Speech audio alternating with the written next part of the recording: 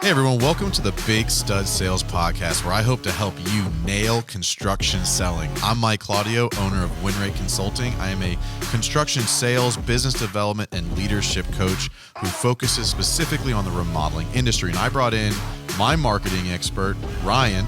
Yeah, guys, my name's Ryan Weber, and I am the owner of Ryan Weber Marketing, where we focus on video and digital marketing. We want to help people understand how to get the right message and put it in front of the right person through the crazy digital world. And we are going to lead you to the business that you're hoping to have. Before we get in the podcast, let me tell you about the School of Construction Selling. I recorded over 6 days with Mike to get all of the content that goes into the School of Construction Selling. And what it is, it's basically his life's work of sales process. And it's really, really high quality educational content to help especially construction business owners make the right decisions in their sales process. We have over 55 videos. We're adding to it regularly to give you more content that's pertinent with the ever-changing market.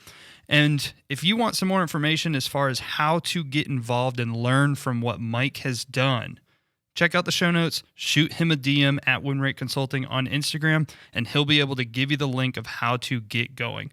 Let's get on to the episode.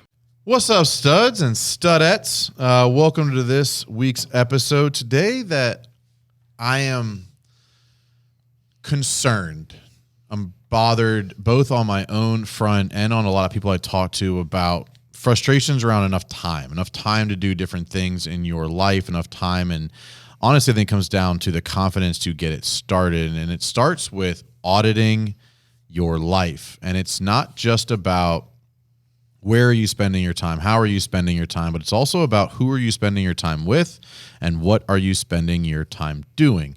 And I think Ryan will appreciate this and maybe even giggle a little bit because like a little schoolgirl. I do too much.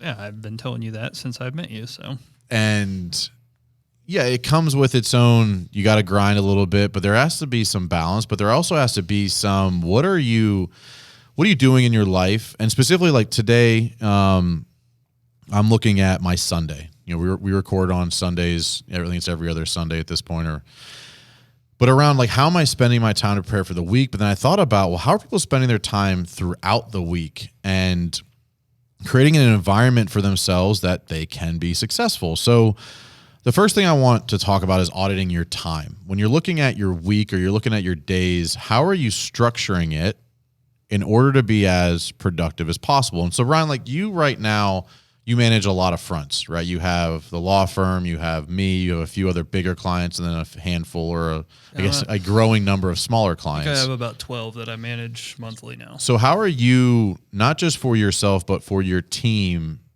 structuring the time, creating the right priorities and the right processes to make sure that like all of those balls stay where they need to? I think for me, the biggest thing is giving clear expectations. And I started out with this business particularly not doing very well with that as far as, hey, this is the deliverables that you're going to get from us. And kind of moving forward, it's like, well, what am I really delivering? It's very specific things. People need to know exactly what they're going to be getting from us. That way we know based on what you want and what you think you're getting, this is what you're needing, more importantly and more priority. So we've got some kind of structures in place, and it's all about the process. It literally doesn't matter about anything as long as you have a good sound process and everybody is clearly communicated as to, I'm going to give you this. This is what the deliverables are on my product or service that I'm giving you.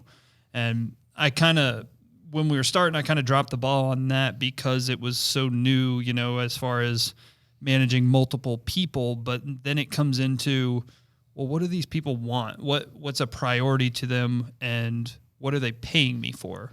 Well, you audited the process. Like you really weren't sure what you were offering because you kind of had what do you want? Yeah, I can do that. Like, yeah. Well, also it's like the marketing thing's hard because everyone thinks they don't know what they want. And then also like what works well. It's always changing. The internet's changing all the time. All these algorithms are changing all the time. And I'm like, well, I don't want to give something to somebody if I know that they could be doing something better.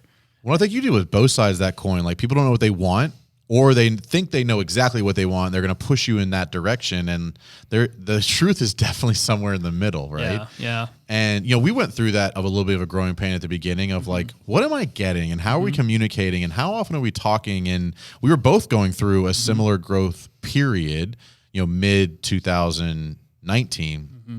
And it was a good learning experience for both of us, I think, because it allowed me also to look at my process and understand how am I delivering it consistently? Because one of the bigger things that I offer is like all my meetings are recorded, whether it's audio in person or via Zoom.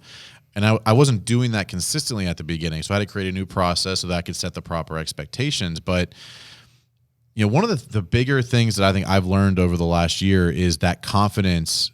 And the reason you can push back right now is because for a fact, through trial and error, what you suggest and the process you've created works. And that confidence allows you to be more direct and more requesting of your clients because you're like, do it my way, or I'm not interested in doing it. And you didn't start there, right? No. No one does. Yeah. But I think that's a big part of the mindset side of it is if you're constantly being questioned or questioning yourself or have a lot of negative influences, you start to question your own decision making. And I'm a big victim of this. Ryan knows this about me, but I take in a lot of different inputs and I take them all equally as important. And I laugh about it now, but it's a big character flaw in me in the grand scheme of I'm trying to do a lot for a lot of people and also listening to a lot of opinions. So funny story on that one. I just got back from Arizona. I have a girl. She's not a girl. She's a woman. She's a woman now. I still call her a girl. She's a female. But she used to go to my gym. She's a younger female, and she worked for ESPN when her husband pitches in the major leagues. She worked for ESPN when she was up there, and she was like, I want to be a sports commentator. I went to school for communications. I did some of that on the side, and that's something that's passionate of mine. And I said, great. What are you going to do after he got traded, not where ESPN is, and what are you going to do? And she's like, well, I think I want to start Instagram. I want to kind of do some videos and interview athletes on my Instagram. I'm like, that's awesome. However, you're thinking too small. You can think much, much bigger. We could start a YouTube channel. You can basically create your own ESPN however you want. You don't have any regulations. You can interview athletes however you want, whoever you want on YouTube. And it's going to be basically a TV show. And opening her eyes up to that was like, oh my gosh, but I just got back from them. And leading up to me going out there, flew out to Arizona, shot some videos. They would send me a text like every single night. Like, hey, I've got this idea. I've got that idea. What about doing Instagram this? What about doing Facebook this? What about doing Twitch, live streaming on Twitch? And I'm like... Because they're excited. They are. They're super excited. And I said, where are you hearing? Are you guys following Gary V? And they're like, yeah. I'm like, okay. Gary V's great. Gary V is awesome. However, the amount of team that he has to help him support that is a lot. Yeah. And then also when he says he was doing it a lot was 3 years ago, and it was a completely different time. The internet changes so fast. Social media changes so fast. What was working back then doesn't work now. And we've seen this on your stuff. Yeah. We've had to slow down certain platforms, and we've increased certain platforms because it changes so much. And as soon as I said that to them, they're like, so you're just telling me I need to be patient. You've put out 0 videos. Yeah. Let's test some things and see what works before you decide you're going to have 17 different streaming platforms. Yeah. And I think that's an example of, but I've heard, and I think we've both heard, that you're the average of the 5 people you spend the most time with. And I heard it a very interesting way on a podcast. That my wife is one of them. Yeah. She brings my average way up. But, trying to remember, I heard it really put it in a very interesting way on a podcast I was listening to over the weekend was the 5 people you spend the most time with now will determine where you are in 5 years. I'd never heard it put that way in that short of a time period, but it's real. Like we've gotten around some people. I'll use John from last week, guys that are just doing amazing things that help us learn and be creative and all that other stuff. But we each have that middle ground of, we know what the bad people are. Like we know who not to listen to, and we kind of know like who to listen to. But sometimes there's too many opinions about the same situation. And you have to decide, because you could listen to 10 different influencers or 15 different remodelers or 10 different people that are marketing geniuses or have marketing companies, and they each have their own unique approach. The thing is, they're not all wrong or they're not all right. Something works for one person doesn't mean that it's the only way to do it. But if you get on a path, I think what happens to a lot of people, and I think I fall victim to this as well, is you get 15 to 20% down a path in a direction that you heard about. And you're like, ooh, that's shiny. Let's jump past. And every time you do that, you start the fuck over. Yeah. And new entrepreneurs, that's very common. You know, I was very victim to it when I had my gym, and that was kind of my new baby. And then I figured out, you know, as I was at the end of owning that gym, I was like, well, if I just, instead of half-assing everything and just full-ass everything, like I'm going to be pretty damn good. And so I just started saying, you know what, if I'm going to do something, I'm going to go all in only on that so I can give it its consistency, its due diligence to say, is that worth it? If it is, do more of that, and then you can add in your next thing. But rather than trying to do, well, let's try a podcast. Well, what are you going to do? Well, we'll release it once a month. Well, you're not, it's not effective. So trying to find that thing so you can say, well, I'm not doing 15 to 20% here. I'm doing all of it. Like, we're going to see if podcasting works. And John said the same thing. You know, you've really got to have that consistency. You've got to have that mentality of what is working. And you don't know if you don't try. Well, and trying is not all of it. It's giving it the time to produce results. Like if you plant a seed, you can't expect fruit immediately. You know, it was a sermon that I posted about from a few weeks ago. Like, plant that tree by that stream that you know is going to feed you what you need, and then give it the time to work. And I think we're in this environment right now where you have to pick one or two people you're going to listen to and then give it its fair chance. Because if every time you hit that next roadblock or that next issue, you have got to audit out those opinions of the people that are just not on the same path. Because again, it's not that they're wrong. And every time you hear an opinion, you can have both sides of that argument of, you can see where they're right, you can see where they're wrong, but you can't see what the ingredients of the situation that you're in. You can't follow both paths. No, it's impossible. And you'll drive yourself crazy, which is where I was at the end of 2019. It was like Facebook, YouTube, Instagram, podcasts, prospecting, funnel building, blogging, all this other stuff. And it's like, what do I want to do? And who do I want to be like? So I picked like one person and was like, I'm going all in on that. So for me, my best practice to you as a listener is pick the person who's where you want to be and just buy into it. Right. Because there isn't a way to get there. But if you visualize that person or that company or that product or service provider, and you're like, that's who I'm aspiring to be like them, figure out how they got to where they are, because there is only a handful of paths that's going to lead to that. If every time you get in a direction, you get pulled by, well, this person's a little bit better than I am, so I'll do what they're doing right now, that's not going to get you back to that big picture vision. I think a lot of us are not in business for 12 months. We're looking to be in business and flourishing in 2025, 2026 and beyond. So you have to decide what's for you and own it. And it doesn't matter the opinions of your friends, your family, your coworkers, your employees.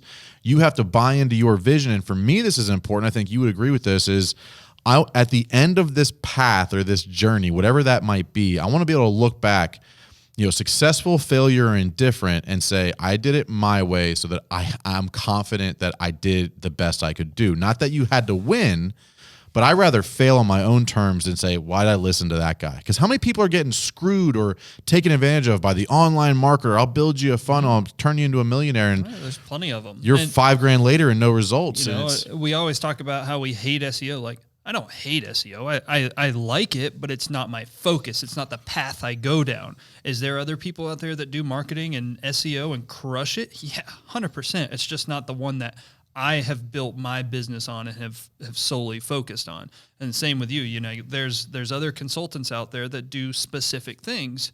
And, we did the online course, we did mastermind, we did one-on-one consulting, and that was kind of that shiny object. And we launched the online course, and we didn't do a good job of only focusing on it because we were focused on these other 6 things. It got enough attention to get it done. Right. And that wasn't a good job because we were so focused on 17 different things. And looking back at it, it's like, well, we should have only done the online course if that's what our focus was.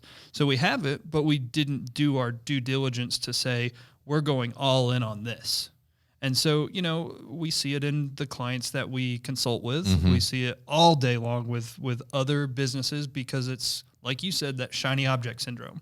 I want to go do what the best is doing, and they're all doing something different the best. Well, all you got to do is be the best at one thing. So you don't have to do 17 different things. Just find that one thing that you really enjoy, that you're going to be the best at, and own it.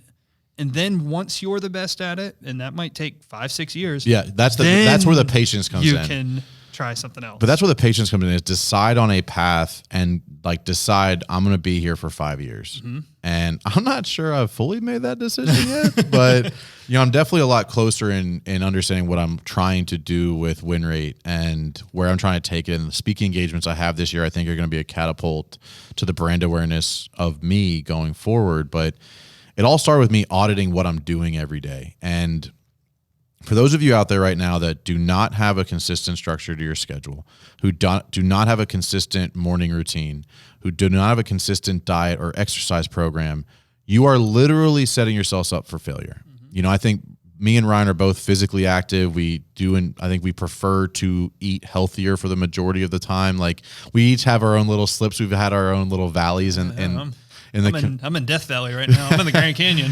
But like, we both know how the importance of showing up to the game prepared to perform. Consistency wins. It doesn't matter what you're doing. Be consistent at something. If you're consistently eating bad, well, you're going to be the best at eating bad, and you're going to get fat. You're going to reap those results of whatever the consistent thing is that you're doing. If you consistently make video, you're going to get really good at video, and you're going to make really good videos, mm-hmm. and it's going to help your business. So figure out, hey, I want to be the best at this thing. And then put the audit in, put the time in, and say, okay, I need to consistently execute on that so I can be give myself time to be successful and be patient. I used to, when I was growing up, my parents, when we lived in Maine, my parents bought a dog off of, you know, back then it wasn't Craigslist. It was before Craigslist, yeah. You know, they were listing in the newspaper. Yep. We went up to the dog and they said, well, what's the name of this dog? Well, its name's Patience. Well, I had zero patience back then. I raced go-karts, and my parents were like, oh, we're buying this dog. And it was because they wanted to teach me patience of like, hey, when you're racing, you can't just go and try and pass everybody on the first lap. There's, 20 laps. Be patient. Let things happen and fall into place rather than you have to go aggressively go do everything. And what's a good analogy, though? Like, it was like my dog Patience. Well, even with racing, though, like the best way to be fast is to use your brake. The best way to be fast is to be there at the end. Fair. You can't win if you've crashed on lap 7. That's a great point too. But I did like the BMW performance thing in Greenville, and like one of it's a time trial, and it's like one of the best things you can do is brake appropriately. Yeah, brake early to get into the corner. Yeah. And it's just such a good analogy for what we're talking about. Yeah. But guys, I think one of the best things I've done for myself is create a good morning routine. I equate that to something I learned as a kid. And so I was a baseball player, a pitcher. I pitched a lot when I was like growing up through the ranks and into high school. And the ability to perform well really comes down to how your body feels. And I got taught very early on of having a consistent warm-up routine allows you to understand how your body's performing that day. And if you're going to every day feeling different, look, we all have fires being thrown at us. We all have issues. We all have problems. And it's how you're going to perform when you're put into the game environment. If you're not warmed up and ready to go, like if you're just rolling out of bed at 8:30 and jumping right into a meeting, you're going to struggle. I mean, these top entrepreneurs that you hear about, the Bill Gates of the world, these guys wear the same outfit every single day. They have 14 of the same suits, and they don't have to think. It's a consistent thing that they wake up every single morning. They get out of bed, and their shoes are already in the same exact spot, the same breakfast, the same workout, the same time. All of this lines to having that consistency so they know what to expect, and it was successful for them, so they're not changing it. Well, and business owners, and if you don't agree with this, you need to really check yourself, audit it. But we deal with decision exhaustion. Mm-hmm. Like at some point in your day, if you are the business owner, you have to make every decision sometimes for your business across all platforms, across all sides, all hats, and you are going to run out of juice for that at some point.